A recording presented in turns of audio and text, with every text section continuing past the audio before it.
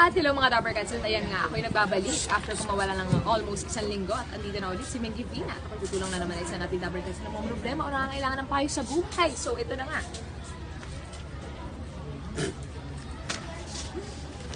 Ayan, ito, may pakeme na si Mingy Vina.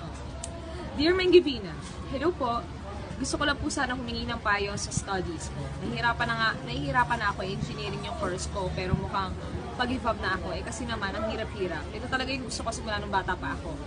Maalam naman ako sa math, pero nag-failed pa din ako sa isa sa mga math subjects ko. Sinusuportahan pa din naman ako ng mama ko, pero nahihiya pa din ako dahil nabibigo ko sila. Nakakalungkot lang na sa tuwing ginagawa ko yung lahat na makakaya ko ay nauwi lang sa wala. Sana mapayuhan mo ako para di ako napanghinaan ng loob at para ma-inspire din ako. Maraming salamat, Mingy Vina. I love you. Humihingi na tayo, Trisha, mag-boo.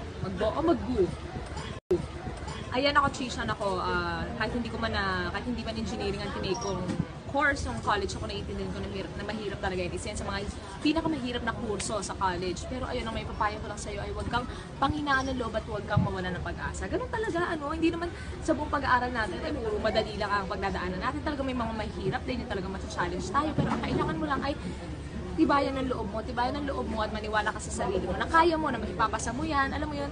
Kasi nung college ako may mga times din. Actually, yung math, iniyakan ko yun nung college. Masabi ko lang sa'yo. Kasi feeling ko hindi ko na kaya. Pero ayun, parang nasa sarili ko din kasi once na iniisip ko na hindi ko kaya, parang alam mo yun, parang na-attract yung energy. So parang mas hindi ko talaga siya nagagawa. Pero ang mapapayo ko sa'yo, isipin mo na kaya mo and magagawa mo and mapapasa mo.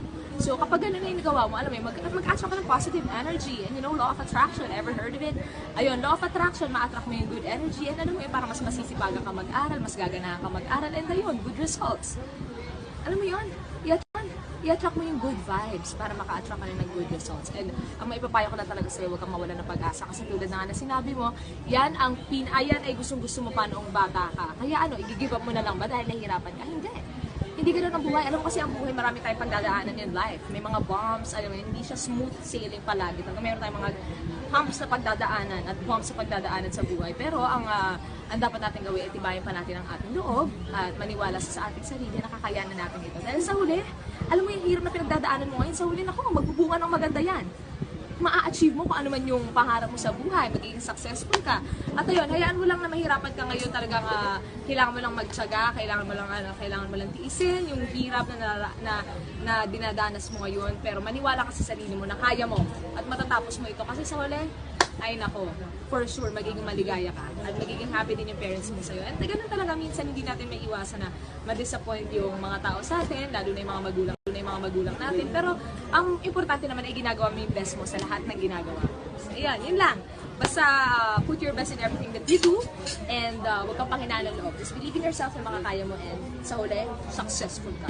Promise yan. Yun lang, Mingy Vina. Bakit Mingy? Yun lang, Trisha, magbuo. Sana nakatulong ako sa'yo. And ayan, huwag kang panghinaan ng loob. So tuwing panghinaan ka ng loob, basta panoorin mo ulit itong video na to, okay?